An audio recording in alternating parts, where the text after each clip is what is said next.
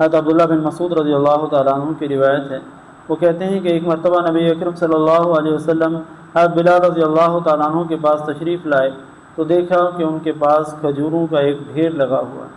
آپ صلی اللہ علیہ وسلم نے دریافت فرمایا، اے بلال یہ کیا ہے؟ حضرت بلال رضی اللہ تعالیٰ عنہ نے کہا کہ اے اللہ کے رسول، یہ میں نے آپ کے لیے کھجوریں جمع کر کے رکھی ہوئی ہیں۔ آپ صلی اللہ علیہ وسلم نے فرمایا، کیا تجھے ڈر نہیں لگا کہ کہیں یہ ڈھیر تیرے لیے جہنم کی آگ میں دھواں نہ بن جائے؟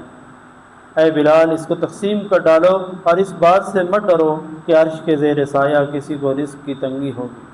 اس حدیث میں آپ صلی اللہ علیہ وسلم حضرت بلال رضی اللہ تعالیٰ عنہ کو اللہ کے راستے میں خرچ کرنے کی ترغیب دے رہے ہیں، اور یہ فرما رہے ہیں کہ اللہ کے راستے میں خرچ کرنا چاہیے انسان کو، اور اپنے پاس جمع نہیں کر کے رکھنا چاہیے۔ کہیں ایسا نہ ہو کہ انسان کی موت کا وقت آ جائے اور اس کے پاس مال جمع ہو اور پھر اس جمع شدہ مال کو خرچ نہ کرنے کی وجہ سے اس کو حساب کتاب دینا پڑے۔ جب مال اللہ کے راستے میں خرچ ہو جائے گا تو اس کے ذمہ سے حساب ساکت ہو جائے گا، یہ حساب سے بری الذمہ ہو جائے گا۔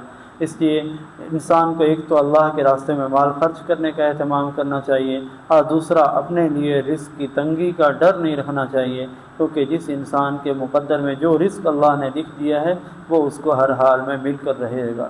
اللہ رب العزت ہم سب کو اس کا اہتمام نصیب فرمائے۔ وآخر دعوانا الحمد للہ رب العالمین۔